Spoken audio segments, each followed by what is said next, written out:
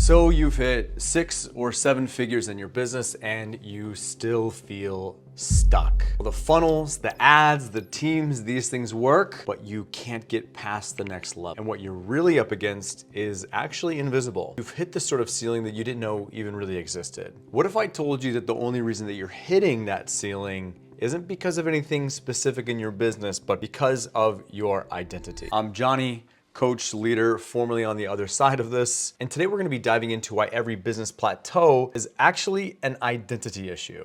So 3 years ago, when I had launched, I should have had my breakout month right around here. I mean, my numbers were up and I was expanding, but internally, I felt the same anxiety around not being fit as an actual business owner. I had this identity around being an individual contributor, but not actually a real leader. Now, I don't know where you're stuck in your business, but for me, that was mine. I mean, the business grew, but I didn't. And the result was that business had stalled. I mean, the team really looked up for me for leadership, and honestly, I wasn't really able to provide it. Because here is the truth. When you hit a plateau, I call these glass ceilings. They're above your head and you can't really see them, right? But you know something is there. Everybody always wants to go towards the systems first, right? We want to go towards the funnel. The team, damn these people, cast them down. And we even want to go and dissect our offer itself, right? But the truth is it always comes down to this person right here. The entrepreneur themselves, how they see themselves, how they see the world around them, and what they think is possible, the identity that they're actually leading from. So I'm gonna walk you through the 3 shifts that you must experience if you're gonna be able to get through this glass ceiling. Now, the first 2 might actually be obvious to you, but I guarantee you the 3rd one is gonna be quite the surprise.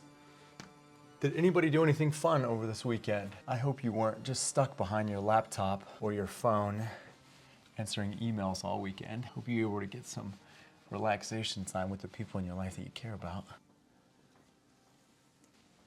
You're like Bob Ross right now. I used to put that show on as a kid and something about his voice would instantly put me to sleep. So, hope I'm not putting you guys to sleep. Wake up!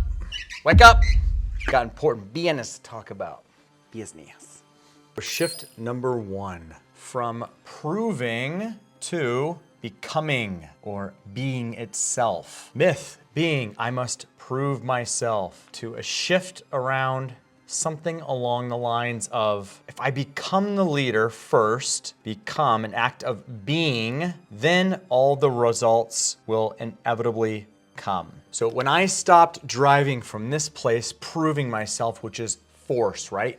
Forcing things, and began leading, right? Becoming the person that I myself would want to follow, my results almost doubled within 90 days, almost, but they were rapid results. And the team's NPS score, if you come from the corporate world, you know what this word is, on a survey with our team was up 41 points. Huge, right? And so that just tells you so much about becoming a leader that people actually want to follow. And there's tons of ways you can do this. I'll probably explain this in another video, but just think about big picture here, right? If you were to shift from forcing things within your business to being somebody that somebody would want to follow, what would that look like? What does that look like for you specifically? I know you know these things. I know that these things have come up for you. So just think to yourself right now, what would that actually look like? What are these things that you have in your business that honestly, if you were your own boss, it would actually be pretty irritating, pretty annoying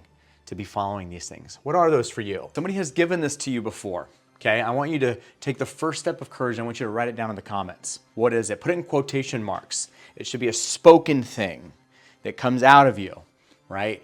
It's either a loud thought, obtrusive thought, or feedback that people have given to you regularly over your time in leadership in your role. Put that down right now. Myth number 2, I must hustle more, baby. Hustle more. Yeah. If I hustle more, I grow more, right? That's the belief. Don't get me wrong, okay? There is time for action in your business, right? There is time for movement. But we know, right, with anything, if you're gonna be sprinting, okay? We know that a sprint, A sprint is short-lived. Short-lived, right? You can't live an entire season. You can't run a marathon, which your business is. You can't run a marathon on sprint mode. It doesn't work. You burn out, right? You stop, you get injured, you get blown out completely. So this mindset here is great for short things, but not for long-term thinking, which your goals are. Now, we're gonna be shifting this. This is a myth, right? We're gonna be shifting this over to state, my consistent mood, pattern, thinking, etc. My state is what impacts my scale. This I'm definitely gonna have to make another video on. I know that. This is a longer one here. But just think about this, your internal state. What is the pulse around you, around your people, around the people that you love? What is the constant theme where they say about your overall mood, your focus? Where's your headspace at? What are they saying? Write that in the comments right now as well. What is your current state? Are you in a state of excitement? Are you in a state of stress, hustle and bustling? Are you in a state of zen? Are you in the state of panic? Are you in a state of fun, excitement? What is it? I want to know in the last 3 months, the last quarter, what has been your consistent state? So in clients that I've worked with, when they're able to shift this stuff and shift their state to be a consistent way of being, they have seen higher growth, more revenue, more income with less work. How do I make work? Let's do a muscle. Less work, okay? More money, less work. Myth number 3 that has to shift, has to deal with our past, okay? It has to deal with our past failures, our challenges, our things that we even have going back from growing up, our sense of belonging or rejection. These are huge because what we're constantly doing unknowingly is we're taking data points, okay? All these memories, these experiences, right? Okay? We take these data points and what we do, this is our past, okay? And we take them and then we put them into our future. And then we end up having what's called a predictable future, right? Where we're trying to basically reincarnate our past, repeat it without the fun stuff of reincarnation. We're trying to take it and then put it all in the future. And it inadvertently happens all the time because of our lens of reality. I'm gonna talk more about lenses at some point. It's our eyeball, right? And what we think is possible for ourselves. And so we're constantly putting our lens, right, of the past things into the future. That myth could be my past disqualifies me, okay? That could be bankruptcy that you've had in your business. That could be employee lawsuits that you've dealt with, constant positions that you keep having so many problems with, right? They've been sort of immovable. It can also be something that happens while working. I have a particular client that dealt with a serious personal injury. When we have these experiences, they can sort of blow us out completely. Our sense of humanity, our sense of time, our health, they're literal roadblocks that stop us. And we have these limitations, these beliefs that we have about what we think we can and can't accomplish from it. And what this has to do with a failure in creating actual meaning out of this, right? Because I'm gonna talk more about this again, but pretty much all of suffering is neutral. We're the ones that take these and we're the ones that create meaning out of all of these things. They don't have intrinsic meaning in and of themselves.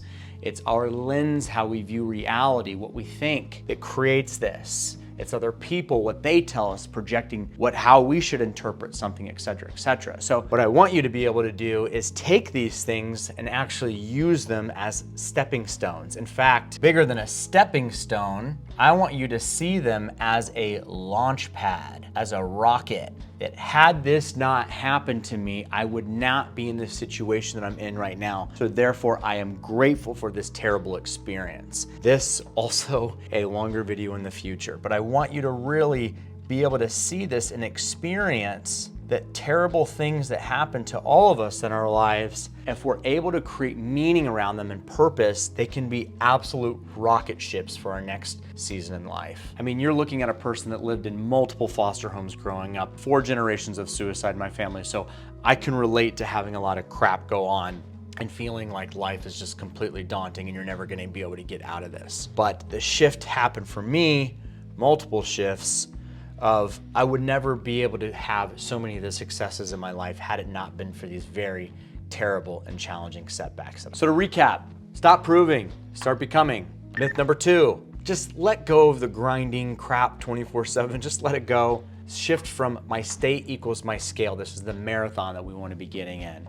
Number 3, my past disqualifies me.